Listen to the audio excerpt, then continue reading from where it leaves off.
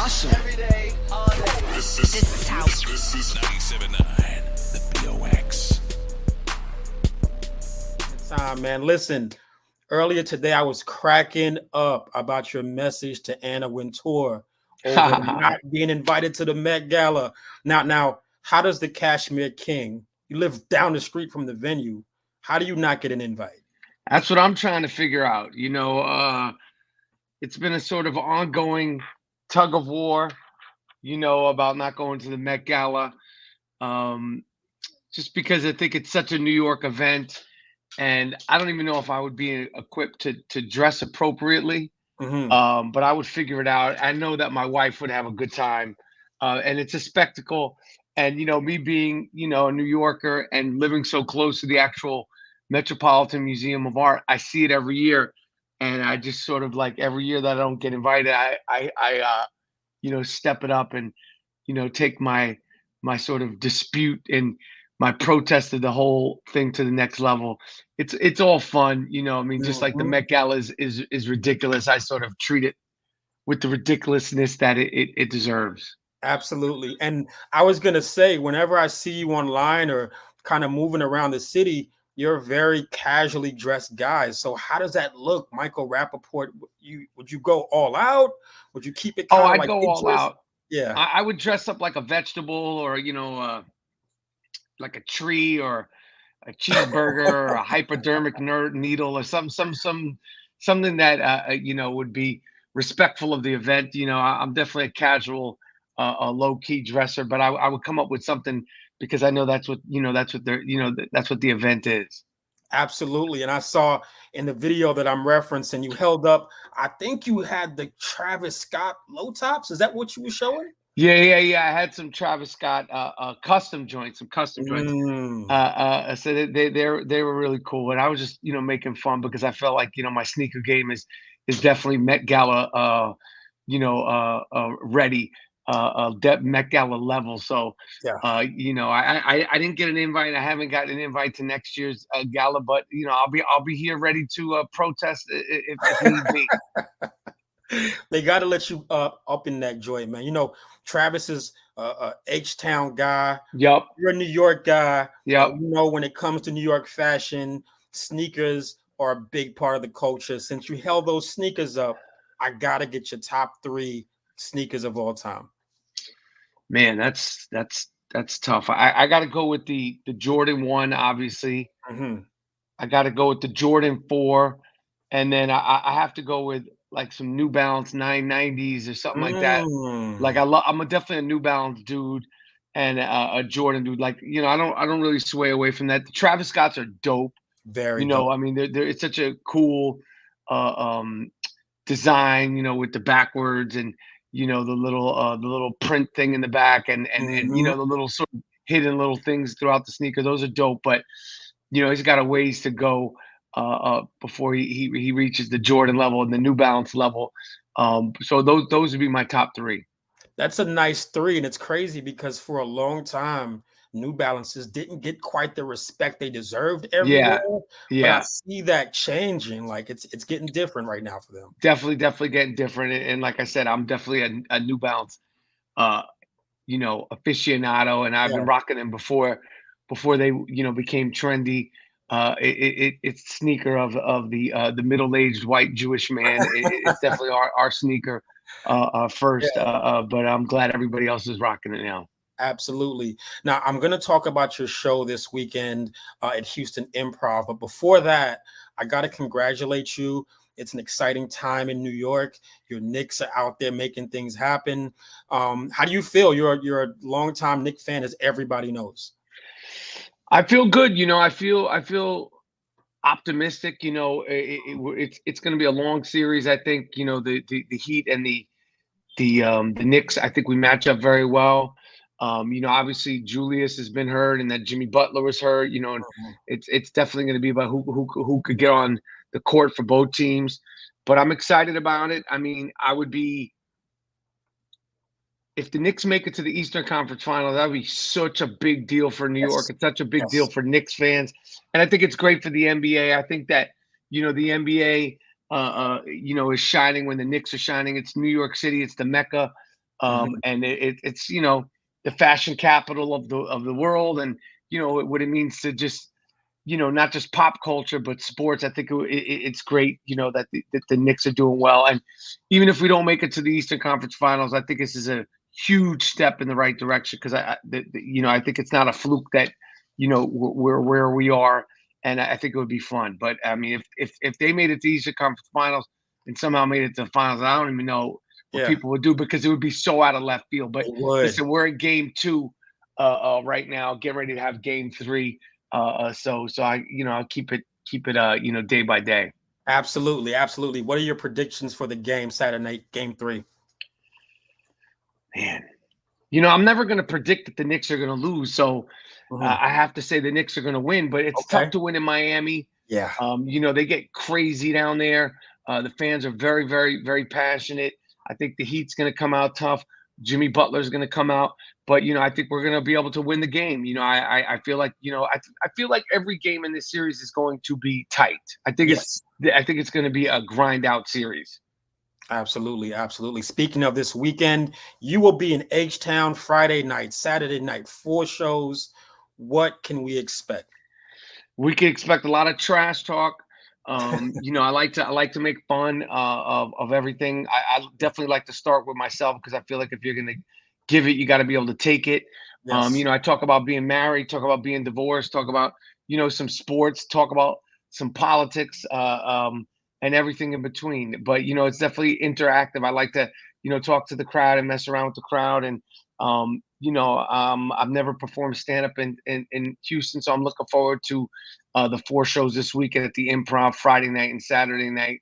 And I'm coming with everything I got, like I do with every show. But specifically when I come to new cities, I like to really try to give everything I can. So I'm looking forward to a great weekend. Absolutely. And I'll tell you right now, folks in Houston, we love to laugh, so we're looking forward to it. So this will be your first comedy show here, but have you ever done any film work or television work in Texas or Houston? I don't think I've ever shot. The times that I've been to Houston, it's always been in and out. It's been like a couple of days here, a couple of days there. I've never shot anything in Houston. I believe I was there for the Big 3. I know I came there for a couple of times for press, but it's always been, like I said, 2 days, 3 days.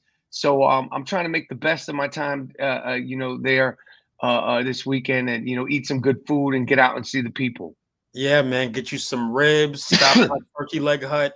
That's definitely one of the spots for out of towners. You're gonna eat good. You're gonna get full, and you'll be here for Cinco de Mayo. I'm not sure if you ever celebrated that, but grab some margaritas and make it kind of happen like that. So tell me how your experience in the comedy world has been. Like, what's that ride been like for you?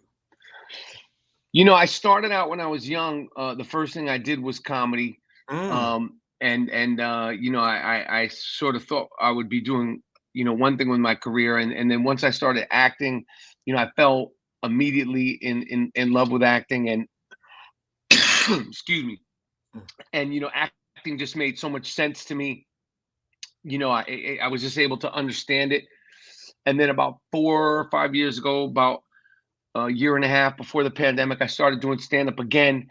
And I've been, just loving it, and I've been, just trying to work hard, and there's nothing like the immediacy of doing a live show, and the immediacy of a response from a crowd.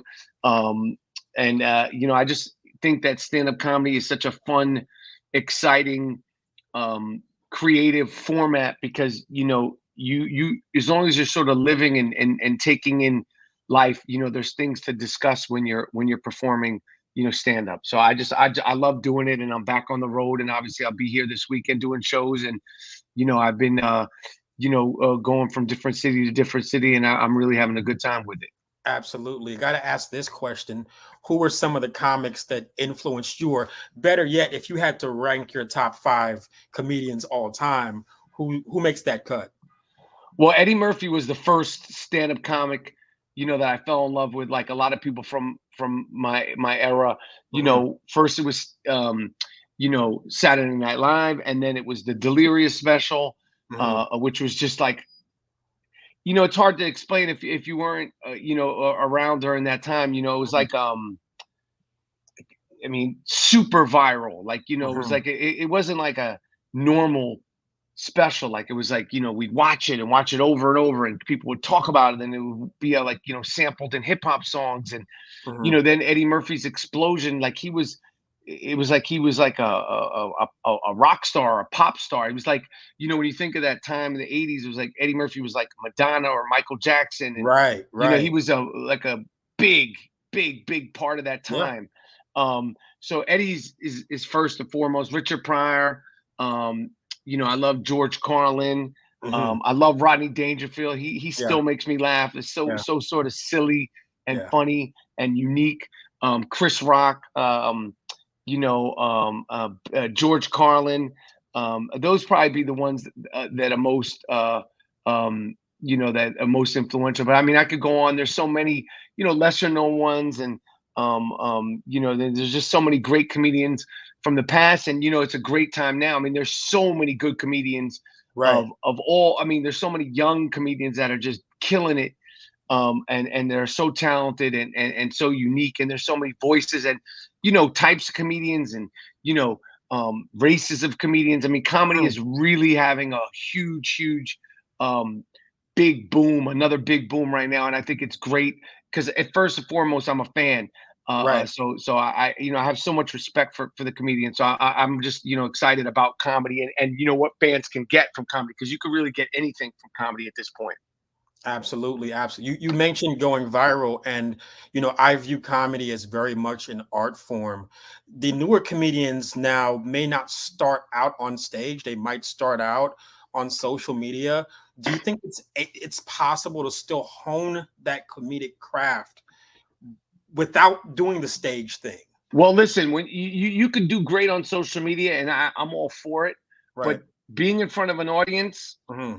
you know, I don't care if you're an influencer and you know how many fans you have. When you are in front of a live audience, you need to have a show, Hmm. whether it be you know, juggling, whether it be ranting, whether it be, you know, magic tricks. You know, it is a different thing. I don't care how popular you are on social media. And again, I mean no disrespect to social media popularity. I'm down with it, and I think it's you know the wave of today and the future. But to Hmm. do a good show in front of a live audience is you need to be prepared for that vibe, no matter how excited people are Right. coming to see you, and to sustain it for an hour long show. It is a skill and something that you cannot take for granted. Absolutely. You Absolutely. you cannot take think that you're gonna cute your way through an hour long show. That is just not happening. I don't care who you are, how Right. you know pretty you are, how funny your skits might be. When you are Mhm. doing you know, a live show, you need to have a live show. Absolutely, absolutely. Man, so what's some of the topics that are it's so much happening right now in the media with AI and politics and all of that stuff. What are some of the topics where you're like, man, is this real life right now? Are we living in a simulation? What's going on? I mean, the AI, you know, with the music, the AI with the writers, you know, the writers are on strike, you know, so all the live talk late night talk shows, Saturday Night Live, and you know, Mhm. a bunch of other stuff is shutting down. You know, Mhm. the idea that you could replace writers, the idea that you could replace musicians or music producers with computers is frightening. Right. It's concerning. You know, I think that computers are good for certain things, but you can't emulate soul. You can't emulate heart and depth, Mhm. and an original sort of point of view with computers. So I think that's something that's crazy. Yeah, I think for me, that's probably the thing that you know is like the most like this is insane that this is happening right now. That is very bugged out that that's really sort of coming you know it's coming to head right now. It's coming to a head right now. You know, like I said, the writers are on strike, and that's a big part of it. Obviously there's a bunch of other issues with you know money. It all comes down to money, but the fact that you know there's consideration from the studios to possibly use AI to write scripts is fucking oops, you could probably, hopefully you could No, bleep you're that. good. Go ahead. Go ahead. That's crazy to me. Yeah. No, man, you know what? I'm glad I'm talking to you about this because I know your passion for music, specifically hip hop, runs deep. I saw the doc you directed, so shout out to that. I heard a Biggie AI Yeah, over. Did you hear the Shook ones? I heard that, and then I saw Timbaland, Yes. who is, he's one of the best. Right. He just put out a song, and he was like, I never got to work with Biggie, so he made a beat, and then I'm sure he's probably such a super geek. All Right. producers that I know, they're such geeks, and I mean that in a good way. With the and he made a song with it. I was just like, this is insane. Obviously it sounded cool, but it's what the fuck, you know what I mean? Right. What the Right. fuck? This shit's crazy. Yeah. It's spooky, but then I thought, now, what if they find a rapper's rhyme book and they use that for the AI? Does that make it better, or is it still kind of odd? I mean, It's odd. It's yeah, odd. yeah. And as good as the shook ones and it's stuff, it's still not the soul of it. Hmm. It's not, and you can't really, it's fun, but you can't really take it too seriously because it's not the Hmm. person. The person didn't write it. Right. Be it Tupac or Biggie. Those are the ones that I've heard the most of from the artists that have passed. Hmm. And they'll start doing it with people that are alive. You'll start hearing, like, I don't know, whoever, Chris Drake. Brown or Well, they got a lot Drake, of or Drake. yeah, Yeah. or Drake too. It's fucking crazy. So I'm not with it. I'm not with it. Got you. Got you. Well, we don't have to wait for or see any AI from you because you're here, That's you're on right. the road. What's the number one reason folks need to come out Friday or Saturday to see you at one of the 4 shows at Houston Improv? The number one reason to come see me, Michael Rapaport, this weekend at the Houston Improv is because, number one, you're going to laugh. Number two, Yeah. you're going to have a good time, and Yeah. number three, you're better off doing that than listening to some AI comedy. But it's going to be a lot of trash talk and a lot of disruption, and it's going to be a lot of energy. So come see me this weekend at the Improv. I can't wait for the Absolutely. shows. Absolutely. Hey, before I let you go, so later this month, we're taking a look back at classic 90s films that Oh, that aren't in the conversation like they should be. mm, Before we hopped on, I told you were in one of my favorite movies, which is part of that conversation, great. learning, right? Um, you played Remy. Yep. What do you remember about working on that film and being alongside so many people that went on to do such amazing things? Working on the movie Higher Learning was such a great, fun time in my life as an actor. The late great John Singleton, who changed the game with Boys in the Hood. Um, to work with him, to work with my co-stars Omar Epps and Regina King and Mhm. Ice Cube and Busta Rhymes. I was as excited to be a part of it as a fan would be to Mhm. be a part of it. I was a fan of all those guys that I just mentioned, and when I was working with them, I was pinching myself at times, Mhm. and it was just a fun opportunity. In a film that I feel like really stands the test of time in Mhm. a lot of ways, and I'm very proud to have been a part of Higher Learning and being a part of a bunch of movies. That from that era of the '90s. Awesome, awesome. Actually, when I found out I'd be talking to you, I went and ran it back, and I said, "Huh, was Remy the original incel?